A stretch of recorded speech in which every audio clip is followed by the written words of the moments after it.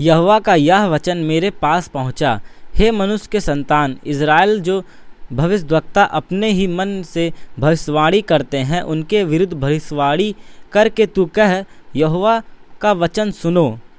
प्रभु यहोवा यूँ कहता है, हाय उन मूढ़ भविष्यद्वक्ताओं पर जो अपनी ही आत्मा के पीछे भटक जाते हैं और कुछ दर्शन नहीं पाते। हे इज़राइल, तेरे भविष्यद्वक्ता खंडहरों में की लोमड़ियों के समान बने हैं। तुमने दरारों में चढ़कर इज़राइल के घराने के लिए दीवार नहीं सुधारी, जिससे वे यहोवा के दिन युद्ध में स्थिर रह सकेंगे। वे लोग जो कहते हैं यहोवा की यह वाणी है, उन्होंने भावी का व्यर्थ और झूठा दावा किया है, और तब भी यह आशा दिलाई कि यहोवा का यह वचन पूरा करेगा, तो भी यहोवा ने उन्हें नहीं भेजा। क्या तुम्हारा दर्शन झूठा नहीं, और क्या तुम झूठ मूठ भावी नहीं कहते? तुम कहते हो यहोवा की यह वाणी है, परंतु मैंने कुछ नहीं कहा है। इस कारण प्रभु यहोवा तुमसे यूँ कहता है, तुमने जो व्यर्थ बात कही और झूठे दर्शन देखे, इसलिए मैं तुम्हारे विरुद्ध, प्रभु यहोवा की यह वाणी है, जो भविष्यद्वक्ता झूठे दर्शन देखते और झूठ मूठ भावी कहते हैं, मेरे हाथ उनके विरुद्ध होगा, और वे मेरी प्रजा की मंडली में भागी ना होंगे, ना उनके नाम इज़राइल की नाम वाली में लिखे जाएंगे, और ना वे इज़राइल के देश में प्रवेश करने पाएंगे।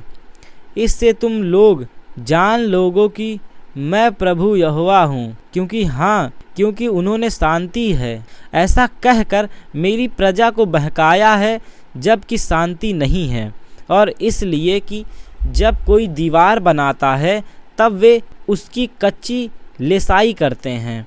उन कच्ची लेसाई करने वालों से कह कि वह गिर जाएगी, क्योंकि बड़े जोर की वर्षा होगी और बड़े बड़े ओले भी गिरेंगे और प्रचंड आंधी उसे गिराएगी। इसलिए जब दीवार गिर जाएगी, तब क्या लोग तुमसे यह ना कहेंगे, जो लेसाई तुमने की वह कहाँ गई? इस कारण प्रभु यहोवा तुमसे यूँ कहता है, मैं जल कर उसको प्रचंड आंधी के द्वारा गिराऊंगा, और मेरे कोप से भारी वर्षा होगी, और मेरी जलजलाहट से बड़े बड़े ओले गिरेंगी कि दीवार को नष्ट करें।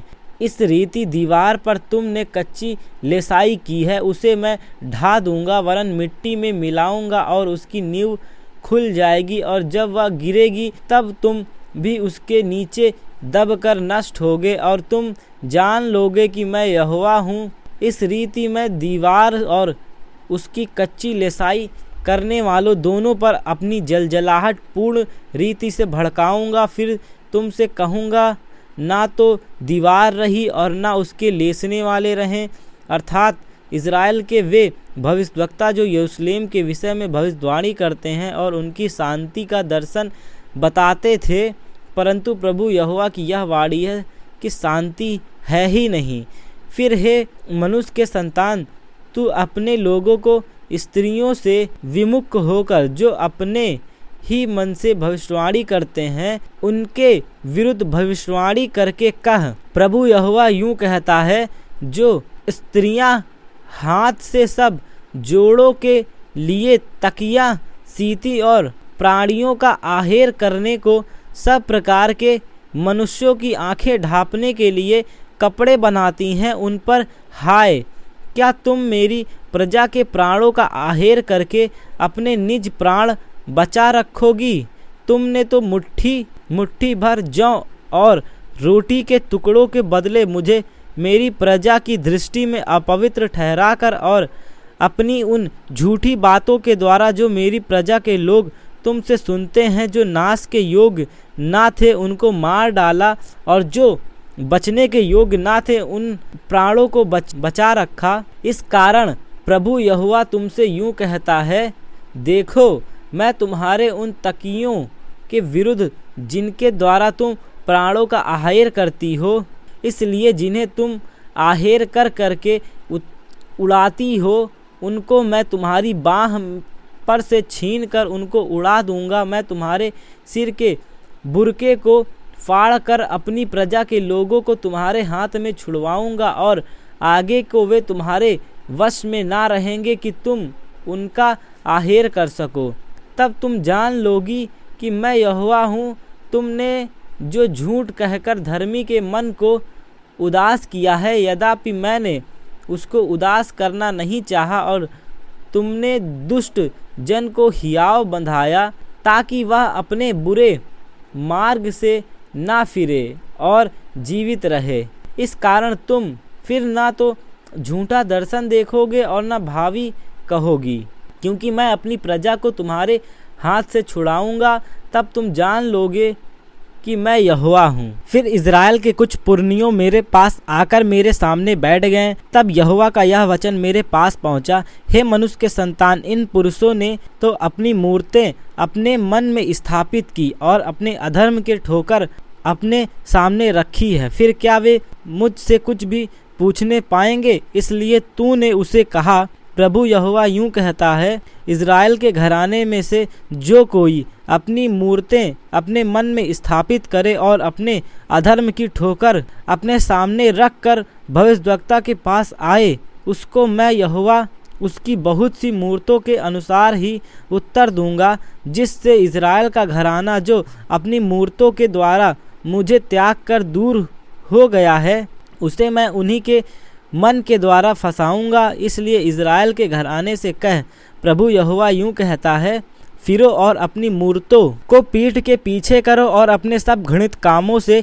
मुंह मोड़ो, क्योंकि इज़राइल के घराने में से और उसके बीच रहने वाले परदेशियों में से कोई क्यों ना हो जो मेरे पीछे हो लेना छोड़कर अपनी मूर्तें अपने मन में स्थापित करे और अपने अधर्म की ठोकर अपने सामने रखे और सब मुझसे अपनी कोई बात पूछने के लिए भविष्यद्वक्ता के पास आए, तो उसको मैं यहोवा आप ही उत्तर दूंगा।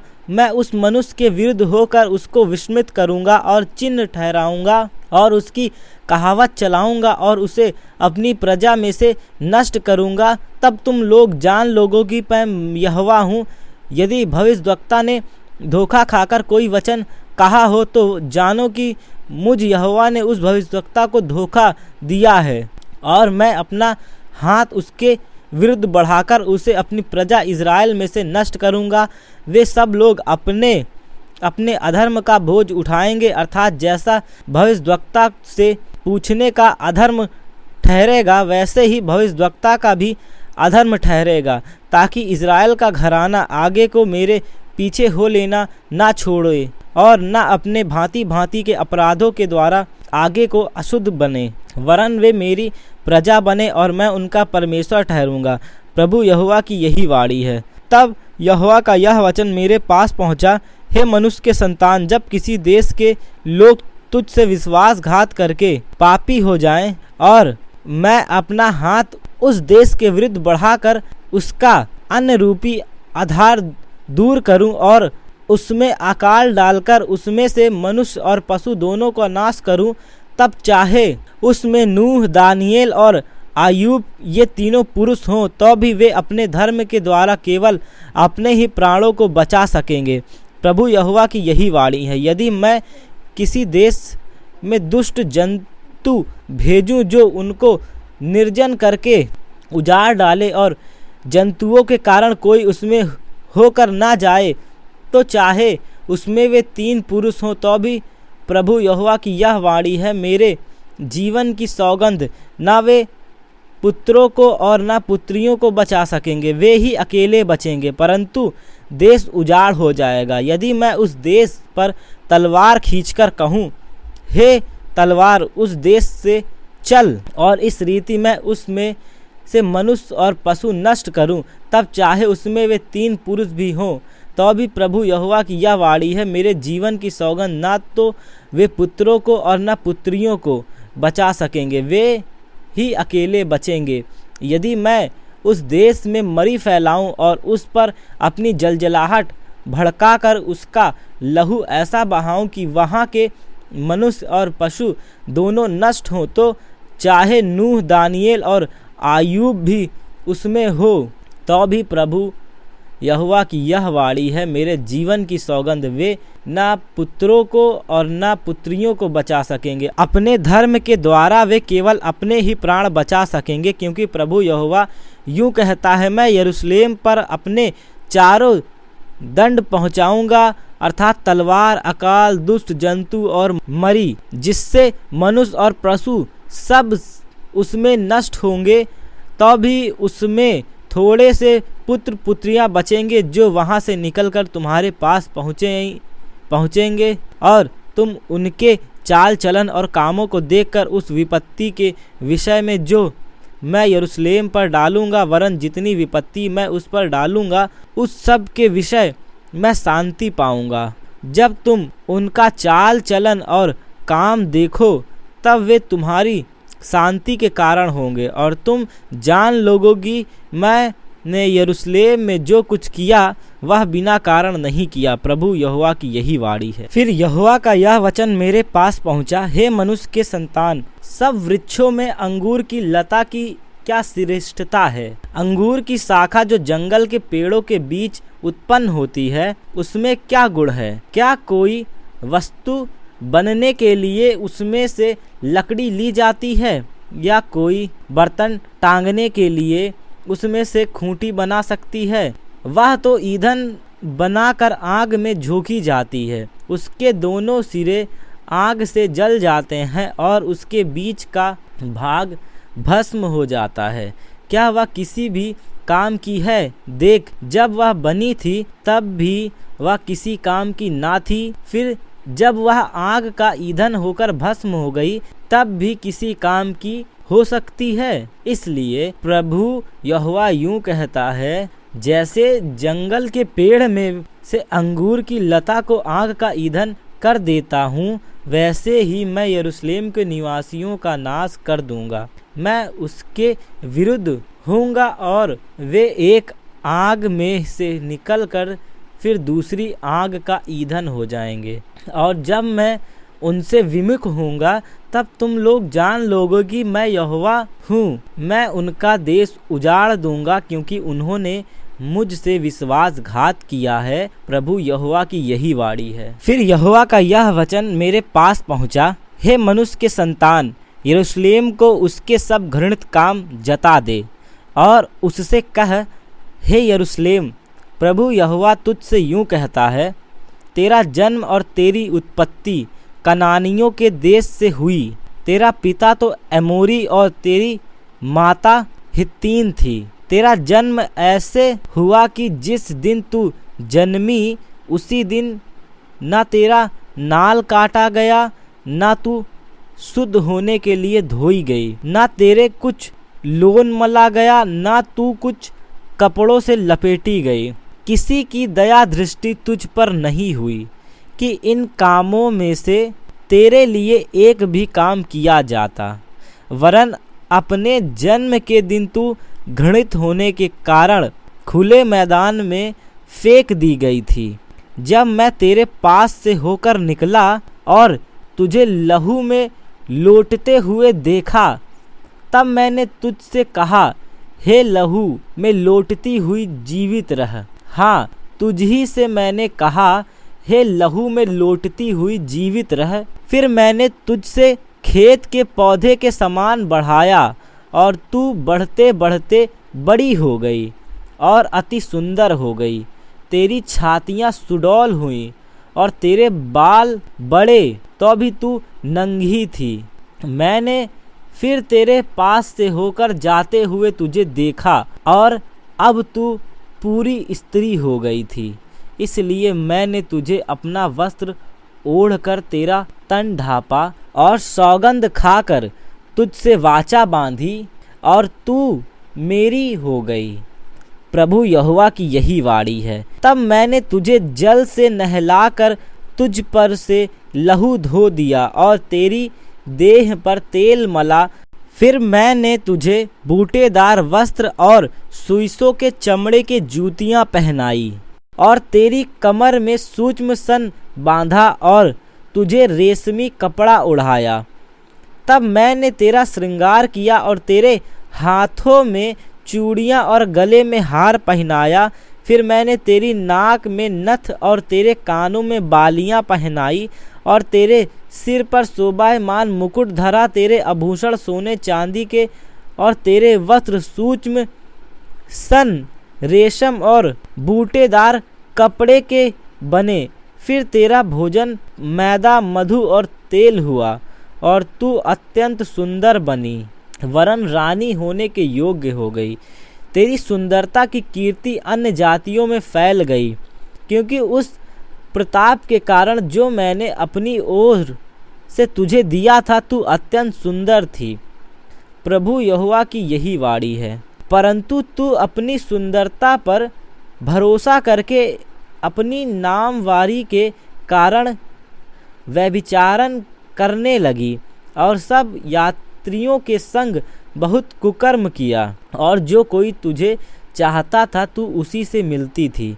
तूने अपने वस्त्र लेकर रंग बिरंगे ऊंचे स्थान पर बना दिए और उन पर व्यभिचार किया। ऐसे कुकर्म किए जो ना कभी हुआ और ना होंगे। तूने अपने सुशोभित गहने लेकर जो मेरे दिए हुए सोने चांदी के थे उनसे पुरुषों की मूरत बना ली और उनसे भी व्यभिचार करने लगी, और अपने बूटेदार वस्त्र लेकर उनको पहनाए और मेरा तेल और मेरा धूप उनके सामने चढ़ाया। जो भोजन मैंने तुझे दिया था, अर्थात जो मैदा, तेल और मधु मैंने तुझे खिलाया था, वह सब तूने उसके सामने सुगंधदायक सुगंध करके रखा। प्रभु यहोवा की यह वाणी है कि यूं ही हुआ। फिर तूने अपने पुत्र पुत्रियां लेकर, जिन्हें तूने मेरे लिए जन्म दिया था, उन मूर्तों को नैवेद्य करके चढ़ाई। क्या तेरा व्यभिचार ऐसी छोटी बात थी कि तूने मेरे बाल बच्चे उन्हें मूर्तों के आगे में जलाकर घात किया? तूने अपने सब घृणित कामों में और व्यभिचार करते हुए अपने बचपन के दिनों की कभी सुधि ना ली, जबकि तू नंगी अपने लहू में लोटती थी। तेरी उस सारी बुराई के पीछे क्या हुआ? प्रभु यहोवा की यह वाणी है, हाय तुझ पर हाय! तूने एक गुम्मट बनवा लिया और हर एक चौक में एक ऊंचा स्थान बनवा लिया, और एक एक सड़क के सिरे पर भी तूने अपना ऊंचा स्थान बनवाकर अपनी सुंदरता घृणित कर दी, और हर एक यात्री को कुकर्म के लिए बुलाकर महाव्यभिचारिणी हो गई। तूने अपने पड़ोसी मिस्री लोगों से भी, जो मोटे ताजे थे, व्यभिचार किया और मुझे क्रोध दिलाने के लिए अपना व्यभिचार बढ़ाती गई। इस कारण मैंने अपना हाथ तेरे विरुद्ध बढ़ाकर तेरा प्रतिदिन का खाना घटा दिया, और तेरी बैरिन पलिश्ती स्त्रियों जो तेरे महापाप की चाल से लजाती हैं, उनकी इच्छा पर मैंने तुझे छोड़ दिया है। फिर भी तेरी तृष्णा न बुझी, इसलिए तूने असूरी लोगों से भी व्यभिचार किया, और उनसे व्यभिचार करने पर भी तेरी तृष्णा ना बुझी। फिर तूने लेन देन के देश में भी व्यभिचार करते करते कसदियों के देश तक पहुँची, और वहाँ भी तेरी तृष्णा ना बुझी। प्रभु यहोवा की यह वाणी है कि तेरा हृदय कैसा चंचल है कि तूने ये सब काम करती है जो निर्लज्जा वैसा ही के काम है। तूने हर एक सड़क के सिरे पर जो अपना गुम्मट और हर एक चौक में अपना ऊंचा स्थान बनवाया है, क्या इसी में तू वेश्या के समान नहीं ठहरी? क्योंकि तू ऐसी कमाई पर हंसती है। तू व्यभिचारिणी पत्नी है।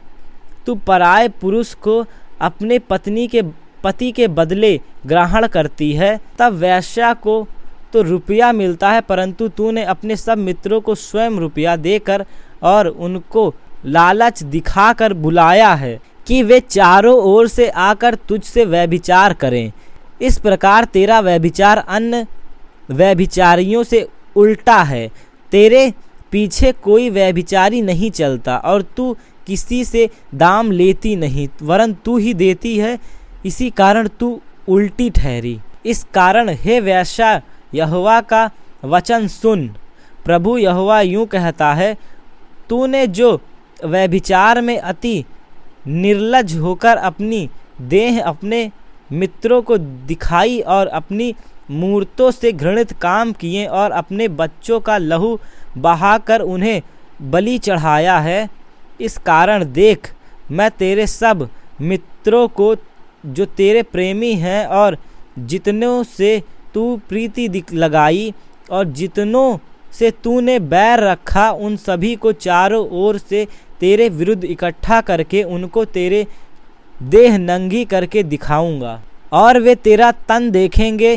तब मैं तुझको ऐसा दंड दूंगा जैसे व्यभिचारियों और लहू बहाने वाली स्त्रियों को दिया जाता है, और क्रोध और जलन के साथ तेरा लहू बहाऊंगा। इस रीति मैं तुझे उनके वश में कर दूंगा और वे तेरे गुम्मटों को ढा देंगे और तेरे ऊंचे स्थानों को तोड़ देंगे। वे तेरे वस्त्र जबरन उतारेंगे और तेरे सुंदर गहने छीन लेंगे और तुझे नंगा करके छोड़ देंगे। तब तेरे विरुद्ध एक सभा इकट्ठी करके वे तुझ पर पथराव करेंगे और अपनी कटोरी से आर पार छेदेंगे। तब वे आग जलाकर तेरे घरों को जला देंगे और तुझे बहुत सी स्त्रियां के देखते दंड देंगे, और मैं तेरा व्यभिचार बंद करूंगा और तू फिर छिनाले के लिए दाम न देगी। जब मैं तुझ पर पूरी जलजलाहट प्रकट कर चकूँगा, तब तुझ पर और ना जलूँगा वरन शांत हो जाऊँगा और फिर ना ऋषियाऊँगा। तूने जो अपने बचपन के दिन स्मरण नहीं रखे वरन इन सब बातों के द्वारा मुझे चिढ़ाया, इस कारण मैं तेरा चाल चलन तेरे सिर पर डालूँगा और तू अपने सब पिछले घृणित कामों से और अधिक महापाप ना करेगी। प्रभु यहोवा की यही वाणी है। देख, सब कहावत कहने वाले तेरे विषय यह कहावत कहेंगे, जैसी माँ वैसी पुत्री। तेरी माँ जो अपने पति और बच्चे से घृणा करती थी, तू भी ठीक उसकी पुत्री ठहरी, और तेरी बहनें जो अपने अपने पति और बच्चों से घृणा करती थी, तू भी ठीक उनकी बहन निकली। तेरी माता हित्तिन और पिता एमोरी था। तेरी बड़ी बहन सोमरोन है जो अपनी पुत्रियों समेत तेरी बाई ओर रहती है, और तेरी छोटी बहन जो तेरी दाहिनी ओर रहती है वह पुत्रियों समेत सदोम है। तो उनकी सी चाल नहीं चली और न उनके से घृणित कामों ही से संतुष्ट हुई। यह तो बहुत छोटी बात ठहरी, परंतु तेरा सारा चाल चलन उनसे भी अधिक बिगड़ गया है। प्रभु यहोवा की यह वाणी है, मेरे जीवन की सौगंध, तेरी बहन सदोम ने अपनी पुत्रियां समेत तेरे और तेरी पुत्रियों के समान काम नहीं किए। देख, तेरी बहन सदोम का अधर्म यह था कि वह अपनी पुत्रियां सहित घमंड करती, पेट भर के खाती और सुख चैन से रहती थी और दीन दरिद्र को न संभालती थी।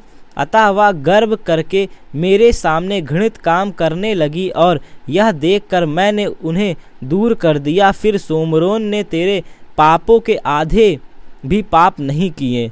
तूने तो उससे बढ़कर घृणित काम किए और अपने घोर घृणित कामों के द्वारा अपनी बहनों से जीत गई। इसलिए तूने जो अपनी बहनों का न्याय किया, इस कारण लज्जित हो, क्योंकि तूने उनसे बढ़कर घृणित पाप किए हैं। इस कारण वे तुझसे कम दोषी ठहरी हैं। इसलिए तू इन बात से लज्जा कर और लजाती रह, क्योंकि तूने अपनी बहनों को कम दोषी ठहराया है। जब मैं उनको अर्थात पुत्रियों सहित सदोम और सोमरोन को बंधुआई से लौटा लाऊंगा, तब उनके बीच ही तेरा बंदियों को भी लौटा लाऊंगा, जिससे तू लजाती रहे और अपने सब कामों को देखकर लजाए, क्योंकि तू उनकी शांति ही का कारण हुई है। तेरी बहन सदोम और सोमरोन अपनी पुत्रियों समेत अपनी पहली दशा को फिर पहुँचेंगी और तू भी अपनी पुत्रियों सहित अपनी पहली दशा को फिर पहुँचेगी। जब तक तेरी बुराई प्रकट न हुई थी, अर्थात जिस समय तक तूने आस पास के लोगों समेत अरामी और पलिश्ती स्त्रियों की, जो अब चारों ओर से तुझे तुच्छ जानती है, नाम धराई करती थी, उन अपने घमंडों के दिनों में तू तो अपनी बहन सदोम का नाम भी नहीं लेती थी, परंतु अब तुझको अपने महापाप और घृणित कामों का भार आप ही उठाना पड़ा है। यहोवा की यह वाणी है, प्रभु यहोवा यह कहता है, मैं तेरे साथ ऐसे ही बर्ताव करूँगा जैसे तूने किया है, क्योंकि तूने तो वाचा तोड़कर शपथ तुच्छ जानी है, तो भी मैं तेरे अधर्म के दिनों की अपनी वाचा स्मरण करूँगा और तेरे साथ सदा की वाचा बांधूँगा। जब तू अपनी बहनों को अर्थात अपनी बड़ी छोटी बहनों को ग्रहण करे, तब तू अपना चाल चलन स्मरण करके लज्जित होगी और मैं उन्हें तेरी पुत्रियां ठहरा दूंगा, परंतु यह तेरी वाचा के अनुसार ना करूंगा। मैं तेरे साथ अपनी वाचा स्थिर करूंगा और सब तू जान लेगी कि मैं यहोवा हूँ, जिससे तू स्मरण करके लज्जित हो और लज्जा के मारे फिर कभी मुंह ना खोले। यह उस समय होगा जब मैं तेरे सब कामों को ढांपूंगा, प्रभु यहोवा की यही वाणी है। यहोवा का यह वचन मेरे पास पहुंचा, हे मनुष्य के संतान, इज़राइल के घराने से यह पहेली और दृष्टांत कह। प्रभु यहोवा यूं कहता है, एक लंबे पंख वाले परों से भरे और रंग बिरंगे बड़े उकाब पक्षी ने लबानोन जाकर एक देवदार की फुनगी नोच ली। तब उसने उस फुनगी की सब से ऊपर की पतली डाली को तोड़ दिया और उसे लेन देन करने वालों के देश में ले जाकर व्यापारियों के एक नगर में लगाया। तब उसने देश का कुछ बीज लेकर एक उपजाऊ खेत में बोया और उसे बहुत जल भरे स्थान में मजनू के समान लगाया। वह उगकर छोटी फैलने वाली अंगूर की लता हो गई, जिसकी डालियां उसकी ओर झुकी और उसकी जड़ उसके नीचे फैली। इस प्रकार से वह अंगूर की लता होकर कनखा फोड़ने और पत्तों से भरने लगी।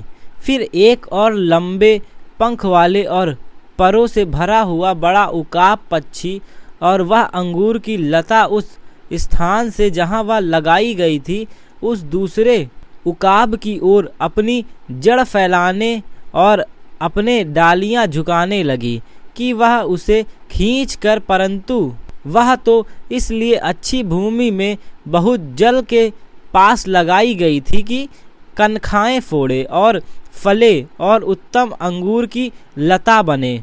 इसलिए तू यह कह, प्रभु यहोवा यूं पूछता है, क्या वह फूले फलेगी? क्या वह उसको जड़ से न उखाड़ेगा और उसके फलों को न झाड़ डालेगा कि वह अपनी सब हरी नई पत्तियां समेत सूख जाए? इसे जड़ से उखाड़ने के लिए अधिक बल और बहुत से मनुष्यों की आवश्यकता न होगी। चाहे वह लगी भी रहे तो भी क्या वह फूले फलेगी? जब पुरवाई उसे लगे तब क्या वह बिल्कुल सूख ना जाएगी? वह तो जहाँ उगी है उसी क्यारी में सूख जाएगी। फिर यहोवा का यह दृष्टांत मेरे पास पहुँचा, उस विद्रोह करने वाले घराने से कह, क्या तुम इस बात का अर्थ नहीं समझते? फिर उनसे कह, बेबीलोन के राजा ने यरूशलेम को जाकर उसके राजा और अन्य प्रधानों को लेकर अपने यहाँ बेबीलोन में पहुँचाया। तब राजवंश में से एक पुरुष को लेकर उससे वाचा बांधी और उसको वश में रहने की शपथ खिलाई और देश के सामर्थी पुरुष को ले गया कि वह राज निर्बल रहे और सिर ना उठा सके, वह वाचा पालने में स्थिर रहे। तो भी इसने घोड़े और बड़ी सेना मांगने को अपने दूत मिस्र में भेजकर उससे विद्रोह किया। क्या वह फूले फलेगा? क्या ऐसे कामों को करने वाला बचेगा?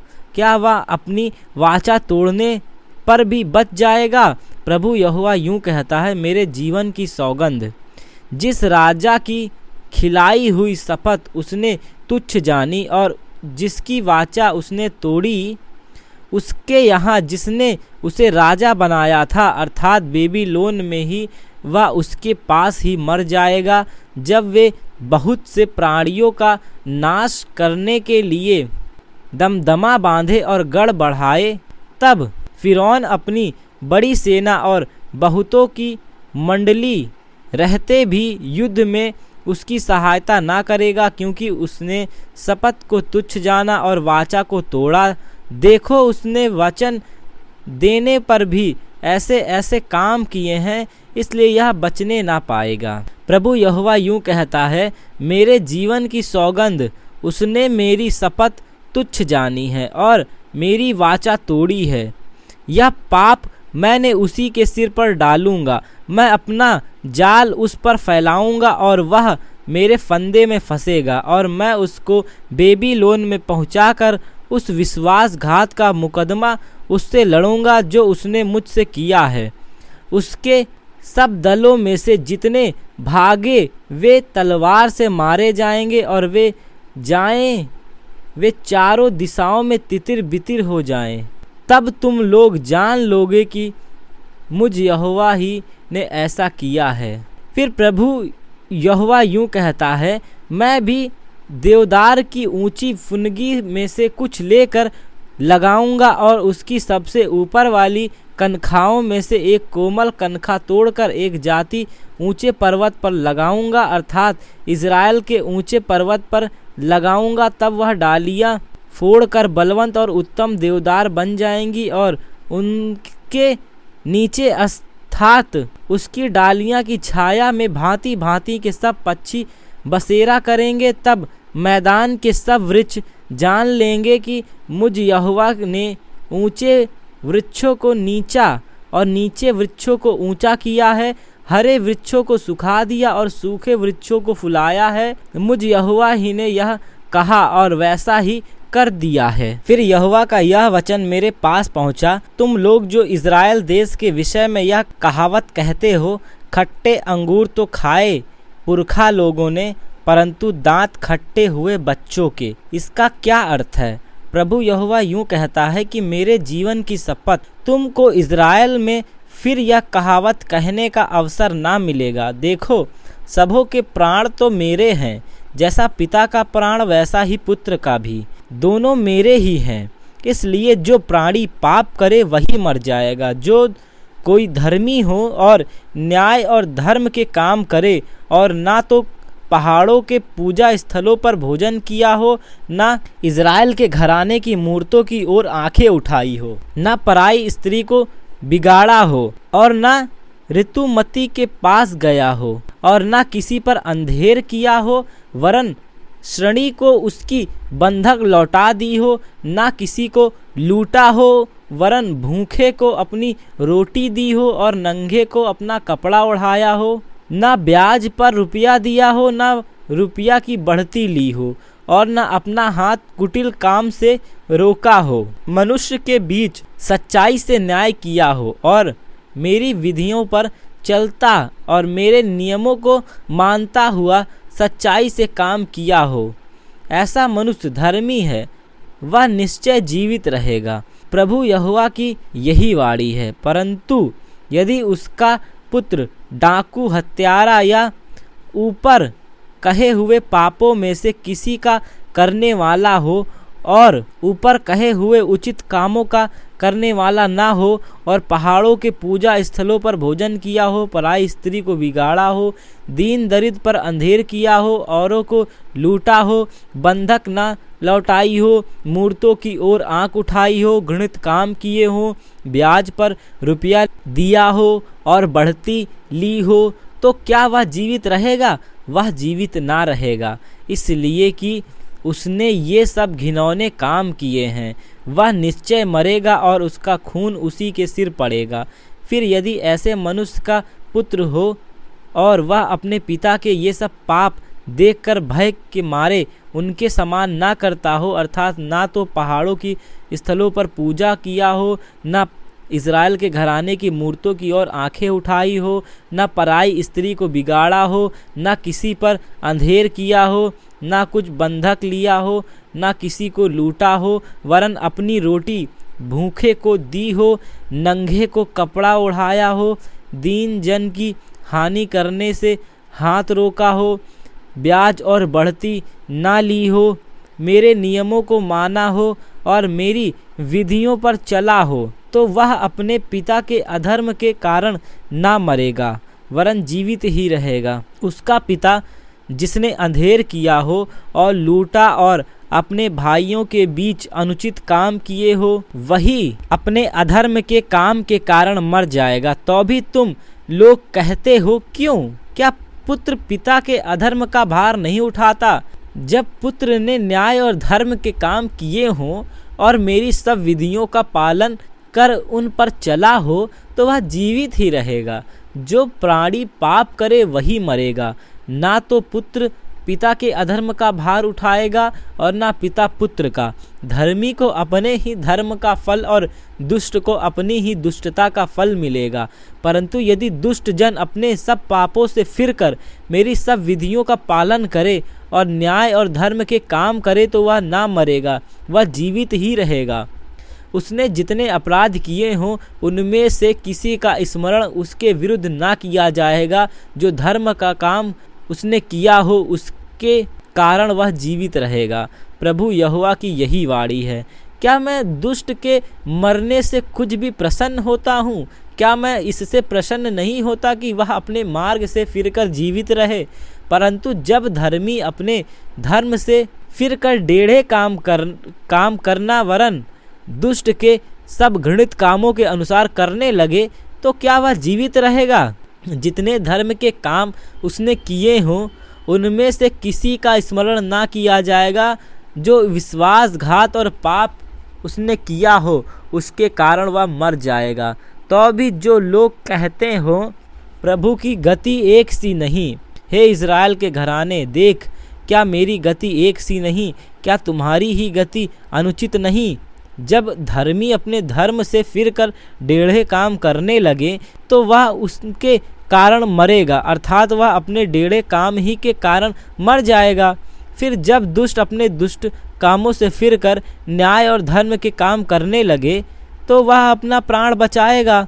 वह जो सोच विचार कर अपने सब अपराधों से फिरा, इस कारण ना मरेगा, जीवित ही रहेगा।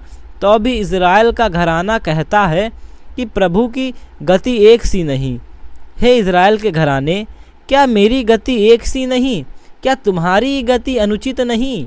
प्रभु यहोवा की यह वाणी है। हे इज़राइल के घराने, मैं तुमसे हर एक मनुष्य का न्याय उसके चाल चलन के अनुसार ही करूँगा। पश्चाताप करो और अपने सब अपराधों को छोड़ो, तभी तुम्हारा अधर्म तुम्हारे ठोकर खाने का कारण ना होगा।